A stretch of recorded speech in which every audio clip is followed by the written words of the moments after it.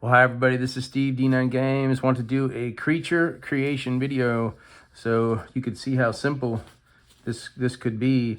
The way I like to do it now, and I have a lot of experience with this, so when I'm at the table, if I have a thought or an idea, I just whip it up on the fly. So if I'm running a game and there happens to be, let's say that the encounter turns into a combat situation, and I've already have this set up where I have my my characters, my PCs, listed at the top of my encounter pad. Now this isn't just for battles. If I'm going around the horn, I've got people sitting around the table clockwise. These will be the names. So we're just going to put our Timber Sprout 5 guys here for an example. Sam, Bastion, Isabel, Blake. And who are we missing? Edward.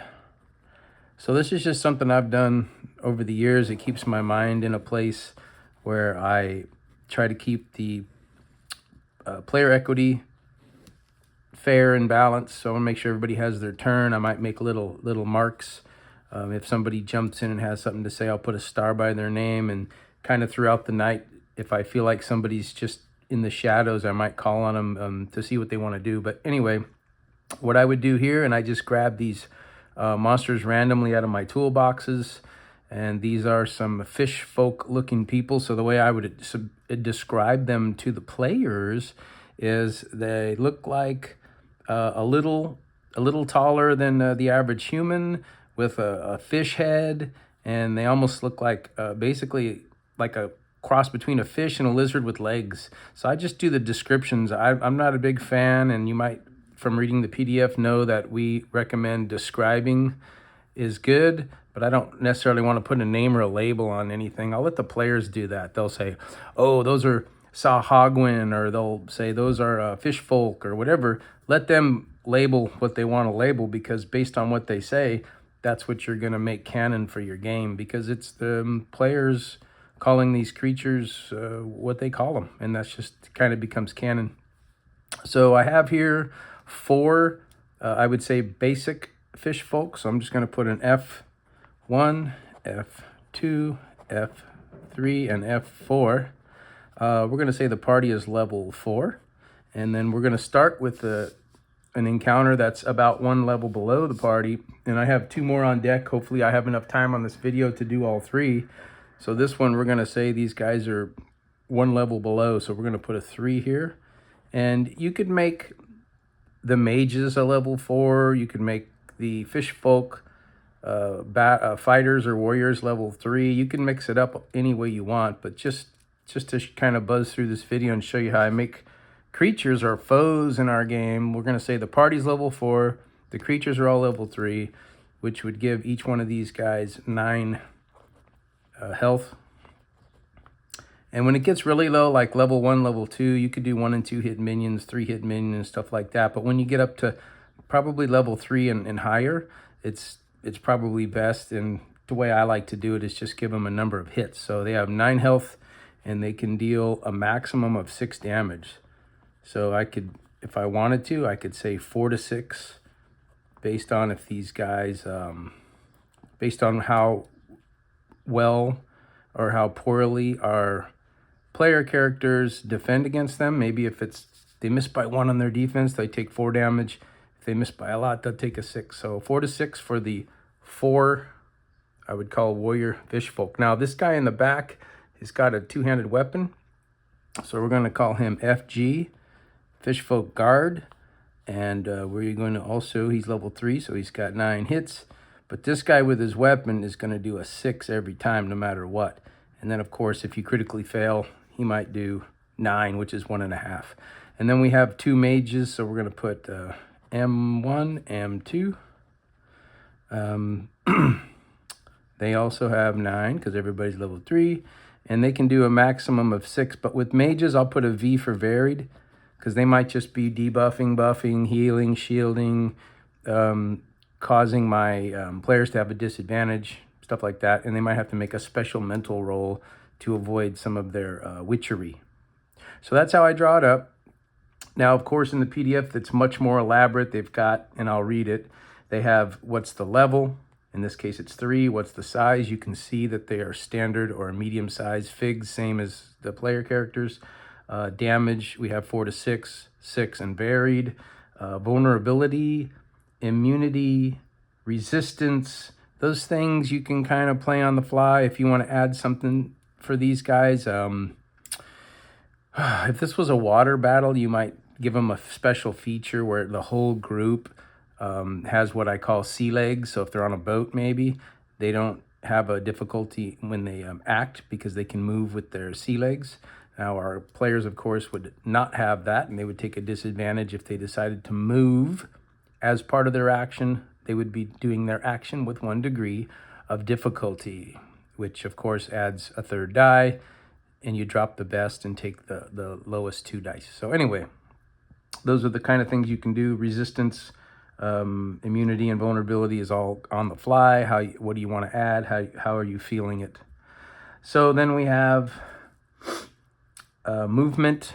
We're gonna say this is on dry land, so everybody has the same movement, which is 4. If anybody wants to move more than 4, they can they lose their action, but they can do that for sure. So they're going to get the same type of movement as our PCs. Tactics here, the guard is going to stay protecting both the mages at all times, and then they can shift behind him and off to the left and the right, but they're going to stay adjacent to their guard who is protecting them. And he may very well do a desperate defense if he needs to, or he can use his action as defending or offering up his two-handed weapon as a defense for the mages. The mages' tactics are to stay back, of course, and to one of them will be buffing the party, and the other one will be debuffing their foes, which would be the player characters. So it'd be trying to send damaging spells or illusions or trying to get in their head or whatever. So that's it. Names always optional. You can call these fish folk or a clan of fish folk. The morale here, since they're all together, I would say the minute one of the mages goes down, you could take their morale from, let's say a medium morale might be 9. So you could take their morale from a 9 and then drop it by 3 each time one of the mages or the guard goes down in battle. And what I usually do with that, I'll put morale 9 for the majority of the group, and then I'll have like a timer die on that. And normally it's just 3, but I cut this in half, so 5 and a half is 2.5 plus 1 is 3 anyway. I usually do the 10-sided and divide it by 2. So in 3 rounds, 1, 2, 3, we'll be looking at their morale. Okay, so that's pretty much it. Loot. We're gonna say they're guarding this in this little this outside of this ruin. They're guarding a tree stump, which they've hidden a box with an artifact in it. So whatever, it's all on the fly. This is not preset in any way, shape, or form. That's how we do. And then on my battle pad, upper right, it says pop, points of progression. This will be as they manage to maybe talk their way out of this battle, or they are actually able to make them flee, or they wipe them all out. There'll be an amount of points of progression involved in that. And I'm pretty careful on points of progression when I pass that, kind of like experience points, when I pass that out, is not to do it higher if they kill everything and lower if they flee kind of thing. I'll keep kind of a medium level of pop if it's just a small little encounter that can go a lot of different ways. I'll just put like a number on it, like 5. And if they're really crafty, or they can make an ally out of this group, or they get their point across and get them to flee or something without, if they do anything kind of heroic, I might make it a 10. So like 5 or 10, depending on how they've added to the value of the story part of the game. So that's really it right there. As far as how you would run a battle on this is simply how you make the creatures, but how you might run a battle is, of course, simple turn order. Now the player characters are level 4. The foes or creatures in this situation are level 3. So the players are going to have the initiative, if you will. And so we're going around the horn. Sam, I say, how do you want to act here? And so Sam says, well, I am going to spin around. I'm going to stay adjacent to the guard Bastion, so maybe I can get a benefit with his shield. And I'm going to throw a dagger at this guy right here. So he makes a roll, does his thing. He moves, he acts, and now he can defend himself against 2 claws from this fish folk. Or these guys might have some throwing weapons, like some little knives or little stars or something, however you want to do it. But I'll say they're just, because they don't have any weapons on the mini, I'll say they're just doing claw. And then now Sam will defend. So he's going to roll to act. He succeeds. He does some damage to fish folk number 1 over here. Bam, he's down to 4, so he does some good damage there. And then he succeeds on his defense, so he does not take the, I would say it's, because it's 6 max, I'll say it's 3 and 3 if he gets both claws off. So because he succeeded on his defense or his reaction roll, he takes no damage. Now, if he would have failed by 1, I would say 1 claw hits for 3 damage. If he fails by 5 or more, both hit for 3 and 3, a total of 6 damage, and that would be Sam taking damage. And then we go around the horn. Bastion, how do you want to act? When he's done, now how do you react to the situation? And then he does his decision to react. And then, of course, when it gets back around after Edward's turn, it'll do what we call the monster mambo. And at that point, I would say these guys are aggressively making their move. These guys do a little shift. He's gonna buff these 2 over here, give them a little shield, and this guy's gonna cause like a little confusion spell to Sam. So when we get back to Sam's turn, I'm gonna remember with a star that he has to make not only his reaction roll, but a mental roll to see how he reacts to this illusion. Now, it's lucky for the group that they have the initiative. They don't have to make that roll first, which could be devastating. If they were a higher level party they were fighting, they would have to do their reactions and defense first, which could cause a lot of problems if he fails a mental roll. Now these fish folk would both have 2 claws each, giving Sam a 2-die disadvantage because he's outnumbered, and then another for failing the mental roll. So that ends up being 2, but because he's adjacent to the guard, it's only 1, and he'll roll 3, take the worst 2. Let's say he fails by 5. He's going to take 1, 2, 3, 4 claws at 3 apiece. So 3, 3, 3, and 3. I think they end up being glancing blows with Sam's leather armor, but that's 4 hits. So Sam might have 20 health. Now he's got 16, and that's how you would run the combat on that. Now, the next example is the group facing. Dun, dun, dun, dun, dun. That was the lizard folk. Now the group's going to face another party here, or another foe. And it is, they stumble, they get into the ruin after making light work of the fish folk. They get into a ruin where they see 3, these little fake type creatures, all almost like, they almost look like a part tree, part humanoid. And they're chanting and doing like a little, they're like doing a little chant, a little hum, where almost like they're worshiping this stack of, this nest of eggs or whatever it might be. So then you say, okay, what do you guys want to do? And they say, well, can we like slip around quietly? And then you say, okay, well, everybody make a roll. So all 5 make a roll. Whoever makes the highest roll gets to make the roll, which will determine if the group can get by stealthily or not. So let's say Isabel has the highest roll. She has to beat her coordination, which is, her target is 9. So she rolls. Now, based on the net outcome of the other rolls, let's say 2 failed and 2 succeeded, she'll just make a 2-die roll. Unless she has like a talent in stealth, she might be able to make a 3-die, take the best 2. But if everybody failed, that would be 4 degrees of difficulty on her stealth. Then she would have to roll 6 die, take the lowest 2, and chances are that they would disturb this chant, pissing off these fey creatures who happen to be the same level this time. So we would say the heroes are level 4, these fey creatures are level 4. We got their names at the top. We're gonna go with 1, 2, and 3.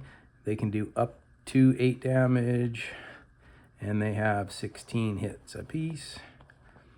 Being like a tree humanoid type, they're going to have 2 points of armor, so they can absorb 2. And they're kind of pissed off that they've disturbed this chant because they were trying to get these eggs to hatch and do their business or whatever. So now you put a timer on the nest. So we have the nest. We roll the timer die. We have rounded up is 3 again. So in 3 rounds, this thing is going to burst, turn into a swarm, and you can grab some mini D6s or whatever you got to do and start spilling them out. But they got to get up the hall and shut the door and maybe get some pittance in there if they can get by this encounter. So these fey creatures, you could do anything you want. I love to play it without really knowing until I get to the scene where they don't attack physically. They actually are defending and trying to block and stall the group. So that's why there's 3 rounds. So they got 3 rounds to find their way by. Of course, if the group is aggressive, these guys are going to do some kind of a vine attack where these little vines come up out of the ground and attack the party. And you can do whatever you want. You go around the horn, same thing. Now this time, they have the same level, the foes and the characters. In our game, we give the heroes the initiative if it's a tie. So that's how we do an encounter like that. But as far as creating creatures, we've got our nest with a timer. He's going to be, I wouldn't say an infinite spawn, but you can have, let's roll, this could be anywhere from 0 to 18. We're going to roll it twice. So we've got 12 and 5 is 17. So we're going to say the nest is going to produce 17 little baby beasts or some little baby dryad beasts or something. Maybe this is their children or something. So that's how you run that, and you just play it on the fly. Play it on the fly. You got your timer. You got your spawn that's gonna burst. You got 17. These dryad have these little vine whips. You got their health. Everything's kind of iced up. So that was kind of quick and loose, but that's just how I run it. The third and final would be they finally get the pittance in the door. They're free and clear. They see their goal at the end of the hallway in this room, but they don't notice until it's too late and right in their face the good old, you know what it is, gelatinous cube or dungeon acid splash beast or whatever you want to call it, but you can describe it as like an illusion in the air, shimmer, maybe something's floating in the air like a little bone or something. And then this thing, they say, well, let's just stay away from it and be careful. The minute they get within 10 feet, which would be 2 spaces in our game, this thing won't have pseudopods like you normally would have, but it shoots off little acid balls. And we're going to say it has 8. It'll shoot 8 acid balls per turn. And this time the party is level 4. This acid blob beast is level 5. It has the initiative. So the first thing you have everybody do is go around the horn and say, all right, Sam, you're first. How do you react to this thing shooting 2, 4, 6, 8? So it's going to shoot 1 at Sam and 2 at everybody else. Or let's say 2 at these 3 and then 1 here and 1 here. So 6, 7, 8. I figured it was 8 each turn. And then Sam goes, okay, I'm going to make a defense. He makes it. So you see this little like coconut shaped slime ball comes flying by your head and smacks into the wall behind you. And then you could take some little tokens or maybe D6s or whatever and put them behind. And you can say in a round, they kind of animate and start slurping their way toward the party as this thing backs up. And then they're like, okay, we got to get by this thing. And then they don't realize these things behind them are going to be attacking them. So they start to come attacking. So you just create this stuff on the fly. Now, if they get real aggressive and they get within or adjacent to this thing, it could take, instead of 8 shots at the group, it could try to engulf 1. And then, of course, that's the old boop, engulf. We got the rogue, blah, blah, blah. And at level 5, it's going to do 10 damage a round if you're engulfed. or we can say half of that from each of its little blobs.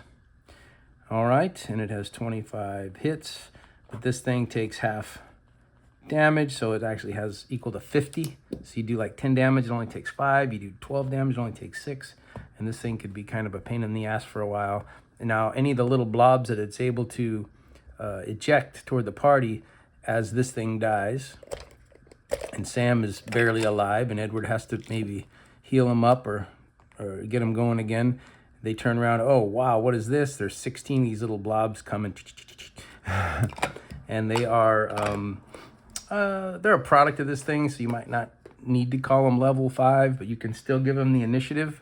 And then maybe say they do, because he was doing 8 at a time, maybe they do like a glancing blow, or they destroy some armor or some weapons. But that's how cool it is to make everything custom on the fly. However you can imagine it, that's what we're doing here in Enlightened with our creature creation. So there's our lizard folk clan, there's our tree people and their young, and the dungeon acid beast cleaner gelatinous cube type. All right, that's today's video, some creature creation. Till next time, peace.